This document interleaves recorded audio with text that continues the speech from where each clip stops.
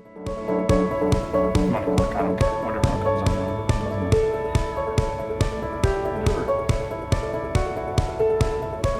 Welcome to Tradespoon Live TV. My name is Vlad Karpel, and I'm the founder of Tradespoon. And to my left, I have a good friend of mine, Joe Cusick, with MoneyBlock. Joe, how are you doing today? I'm good, Vlad. Thanks. Great. This is our first presentation of the new year, and the market has been volatile. It's a lot of fun to trade. There's a lot of forces in the market right now. We started earnings season. A lot of the financial already made the earnings announcement. We see that the price of the oil has been fluctuating and trying to find the bottom. And the ECB decision this week, actually today, are all geopolitical events that can drive the market to the upside. There's something that is different that I've seen in the past couple of weeks is that during the market sell-off, as we reached the support around 1972 level, the VIX has been elevated. And when we have rallies to the upside, VIX still holding up at 2021 level, which is something new. And a lot of the technical analysts are saying that during market sell-off, if you have elevated volatility, you might get a reversal of the trend. So in terms of SPY, watch the levels at 1972. Make sure that we're not violating SPY at SPX at 1972. And the upside, the 2072 level, a lot of the technical analysts that I talked to saying that that might be the year high for the next 2 quarters. So we might be in this range bound until there are new events from Europe or from earnings seasons in the United States. Joe, what do you see in the Wall Street week ahead? Right now, basically with the statistically, I mean, I didn't think it was that much of a call where you're talking about a 1970 to 2070 range. Volatility is going to be in these markets. There is uncertainty from geopolitical. I think right now you trade what's in front of you, and the big thing that we see in 2015 is that the front month volatility is trading at a premium versus the back month volatility. That's important because when you see that the front month is more expensive than the back month volatility, that's telling you that we're going to continue to see volatility in the market. Now, we had the roll in the VIX futures for January, so now we're trading Feb. Feb's still trading at a premium against March and June. So you're seeing that there is still continued volatility expectation going into this earnings season. With that being said, let's just stay on task with what's in front of us and trade what we know. Right now we had housing starts and we had permits that came out this week. Taking a look at XHB, they're pricing out for the next 30 days about $2.76 of potential movement. And we had good reports on the housing side. That is another benchmark or flag that we watch to see how the economy is going. If you start to see housing start to flounder, that could put the economy in question, which then is going to put this upside bullishness in question. Taking a look at the rest of the week, we want to keep an eye on initial claims and continuing claims. Watch the S&Ps. And then we have the commodity space towards the tail end of the week. Nat gas, watch for a draw. It's been a mild winter. It's been warm here. We want to see if we have a draw again on nat gas. That would be very interesting if we did. I'm not expecting it, but again, who cares what I expect, right? Take a look at the crude inventories. We've had a build. The price drop has really, it's seen it at the pump. It's been great for the consumer. There's a lot of money that's out there that the consumer's going to start to look to deploy. They're pricing in for this week in USO, the ETF that tracks oil, about $1.45 still remaining in potential estimated move going in just for the rest of this week. We're talking to you on Wednesday right now. That's impressive. So you're going to see some volatility in crude going into the end of the week and expect to see that for the foreseeable future. At the end of the week, you're going to see existing home sales. Look at ITB, that's the ETF. They're pricing in between now, Wednesday, and Friday, still the ETF that has things like Lowe's and Home Depot and Pulte Homes and Toll Brothers. They have $1 potential estimated move going into the end of the week based on that number coming out. So Vlad, there's a lot of volatility still priced in this month. And going into February and March expiration, this is a great opportunity for people to take advantage of that, and that's why you got to keep an eye on these videos, as well as some of the picks and ideas that you come up with your tools and applications, and what we have at Trading Block and Money Block. Thank you, Joe, for your insight, and you can find more information at Tradespoon.com. If you visit Tradespoon.com, we have additional research and information that you can find. So thank you, Joe, for that insight. And now I'd like to turn our attention to mechanics of the picks. every day we're providing you with one trade recommendation of the day. We are doing this on every market day. And as in the beginning of the year, everybody is trying to predict which sectors will lead in the new year of 2015. And we believe that biotech and the airlines are two sectors that will lead 2015. We've seen the earnings announcement from JP Morgan and Citigroup, from BlackRock Group, and those earnings have missed analyst estimates, and financial sector is on the defense. If you do look at the utilities and consumer staple sector, they are heading to the upside. So we still positioning, we're cautiously optimistic on the market, that airline will benefit from the low oil prices, and we believe that biotech is still trading at historical low PE range and will lead to the upside. So there are two stocks that we want to cover today. One is the Celgene, which we think is the best of breed in the biotech space, and we made a trade recommendation. And we are bullish, looking at our 10-day, 20-day, 30-day, and 50-day predictions based on our neural models that run independently every single day and give us predictions. We see that all of the models that we have at Tradespoon predict that the Celgene will grind to the upside, and based on the earnings consistency and earnings momentum and the price action, the stock will be higher going into the March expiration. So, Joe, what is your insight on? Taking a look at Celgene. First of all, the stock today is trading around 122.5. That's up from the 121.81. So we got that upside momentum. The thing that really piqued my interest when looking at this idea was the implied volatility change. It's up about 60%. IV rank is only at right around that 44%, but you've seen a recent pop into Celgene. The reason or rationale behind that is, and you could have figured this out if you looked at the key stock events here, is that they have earnings on the 29th. So you have a pop in volatility. Until that event occurs, that volatility is going to be there. With that being said, you're going to start looking at opportunities to take advantage of potential volatility, specifically if we get a sharp move to the upside with this bullish sentiment that you have here. And you again saw when I clicked on the probability calculator, the trend analysis, the probability analysis that you've done there. But taking a look at the call situation, those calls are now trading at around $11. So they're up about 50 cents from entry. Manage this tightly, because going into that event, and this is a March call, so you got time, but you have an event in front of that. Manage that event. Take advantage of the opportunity of selling some premium maybe in February.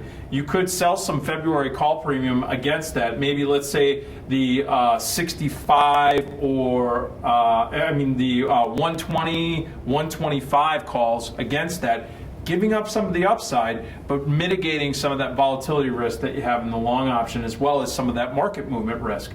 Taking a look at the put spread that you're recommending to sell.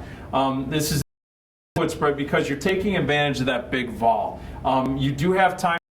You're going to have to sit on this. It's selling the 120 puts and buying the 110 puts is protection. I like the trade because it's taking advantage of the volatility pop.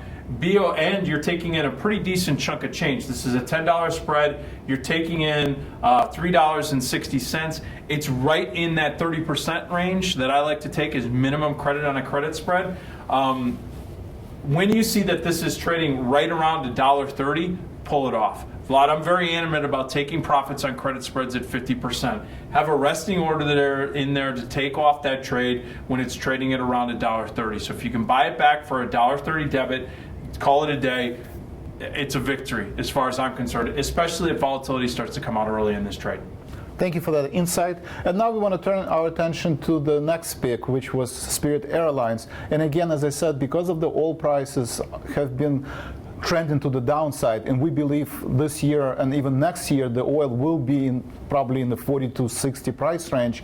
The biggest beneficiary are airlines. And transportation sector have started earnings announcement. We've seen CSX announcing earnings last week. They beat the earnings estimates. And this week and next week, airline companies will do the earnings announcement. So it's important to pay attention to these earnings. We believe that Spirit Airlines will beat earnings estimates going into the earnings season. And this has been our recommendation based on the price action, probabilities for our price prediction for the next 10, 30, and 50 days. They all point to the upside. Joe, what are your insight into the Spirit Airline? Full disclosure, my clients and myself are in Spirit Airlines. I wanted to have that out there as full disclosure. We do have some bullish positions on here. Again, I like the idea with your sentiment indications, the probability calculations that you have, and just the general fundamentals that are driving this sector in this stock. It has been, I've been in this one for quite a while. It's had some upside momentum for most of last year into the beginning of this year. You can see that it's already up about almost 2.5% this year. So taking a look at this, the thing that I like though is the vol. There is a lot of volatility in here. That means that I can start deploying some really nice option strategies that may have the notional capability of owning shares at a specific price, but I'm getting paid a premium to do that when I put on certain types of strategies. What I mean is that when you buy stock, you buy it outright. The stock right now is trading at $74.77. It's $4 higher than when you put the original idea out there. This is a nice trade. I mean, you're making $4 on a $70 stock. I mean, you're getting close to that 6-7% level. And what? It's been a week, if that. Not even. That's a nice trade. Manage it. Take advantage of the volatility in the options. Maybe you want to write a call on it. Maybe something like the $80 calls in February, the $85 calls. Take some premium in, lock in some profits. The March $65 calls. The March $65 calls are trading $10.50. So again, you have almost some buck and some change in this profit built into this particular trade. At this juncture, again, look to capture some of that. If the vol is still holding in there, which it is, and I'll tell you why in a minute, you could actually skip to the key stock events and you'll see, folks, there's earnings coming up in February on the 18th. Take advantage of the vol, spread it off after you get this initial move, especially if you start to see that the market might get a little bit choppy. For the spread, and I like the idea that you're taking advantage of the implied volatility spike here, Vlad, and you're doing the put credit spread. You're collecting $1.30. It's a $5 spread. That's right in my wheelhouse of taking a 30% of the difference between the strikes, which is $5. 30%. That's $1.50. You're right in that wheelhouse of $1.30. I like it. That put spread is trading right around that level though. Because the vol stays in there, the price of that put spread is not going to collapse unless the stock really takes off and they see no other reason to hold that vol in those particular puts. In other words, they have to get a little further out of the money. You're going to have to be patient with this trade, but again, if you see that this is trading right around 65 cents, buy it back. Have a resting order out there, GTC, take those profits. Thank you, Joe, for that insight. And again, you can find more information and more trade ideas if you visit Tradespoon.com. Thank you for your time. And now I'd like to turn our attention to our third segment, volatility segment, where we talk about volatility in the market, and we also talk about tools that we have at Tradespoon to spot trends and opportunities in the market. Again, as we started in our first segment, volatility has been on the rise. And Joe and I always talk about volatility as an asset class. We believe that 30% of your portfolio should be allocated to cash to do the adjustments and roll, so you can roll your positions. But also 10 to 20% of your portfolio should be used as a hedge against the volatility, especially if we have several binary events that are coming up in the next couple of weeks. You want to make sure that if the market breaks the SPY on 1972 level, we might get another 5% correction in the market, and VIX might jump to 25 and 30 level. So if that event occurs and you are long the market, you want to be able to hedge your positions. I personally believe that we are going to trade in the range, so somewhere between 1972, 2072 is your range. So consider selling your puts, SPY puts. 194 is a great, out of the money, is probably 70 to 80% probability that we're not going to reach that level. Same thing, sell SPY calls, sell 208 or 210 SPY call. Do it as a iron condor. You can sell an iron condor, so you protect it on both sides. But as Joe been saying, collect the premium. When VIX is elevated, you want to sell out of the money options to keep collecting the premium, especially in case the market sell off, so that you're hedged. Another idea is you can buy options on VIX and do a call spread for VIX that expires in March, and make sure that if we do get jump in the volatility, you're hedged. Let me here a couple things. As far as portfolio allocation and how you do that, that's really up to you. But do remember, whatever you're going to decide to do, whether it's 85-15 with vol to equity exposure, or as Vlad just said, he's basically like a 50-30 kind of 10-20 with vol, cash, and equity exposure. It's really where your risk tolerance is. And then when it comes to the strategies that he's discussing, keep in mind that when you're going to start selling options, you want to be at least about one standard deviation out of the money. You want to get paid. So make sure that volatility, even though you have these convictions of range, these ranges are meant to be broken in this type of market. The uncertainty in this market is built in. There's a lot of positives, but there are also a lot of uncertainties. Taking a look at the spiders, it looks like it could hold these levels. So if you have that conviction, you could do the condors. I would not go out further than 30, maybe even at most 60 days. But stay within that 45-day window. Also, if you're going to go in there and look at volatility and start trading it as a hedge, be very careful if you're using VIX call options, VIX put options, or any of those strategies. Stick with the front month. Don't do calendar strategies. And also, feel free to hit our webinars up and all the information. We're going to be rolling out some new webinars on how to actually compose and compile all of these different setups. Or feel free to call me at Money Block, and we can sit down and talk about a strategy that could help you out as far as implementing that type of breakdown. But either way, use the seasonal charts here so that you can get an idea of the seasonality and what's being put in there as far as what Vlad's technology is putting out there for price cycles and predictions and so forth. And take advantage of that. I think that will give you, again, a little bit more transparency in your process as you make these decisions to put these strategies on. Thank you, Joe, for that insight. And as you can see on your screen, we show a seasonal chart of SPY. You can type in any symbols that trades on NASDAQ or New York Stock Exchange, any ETF that trades on AMEX, and you'll be able to see from seasonality perspective what is the correlation of the current prices to historical prices. And that can give you an indication of the trend and support and resistance going into March or February expiration as kind of an additional information about where we think the VIX is or the spiders is. Hey Vlad, I want to show off one quick tool. I know we're coming up on time, but I want to bring up the options toolbox.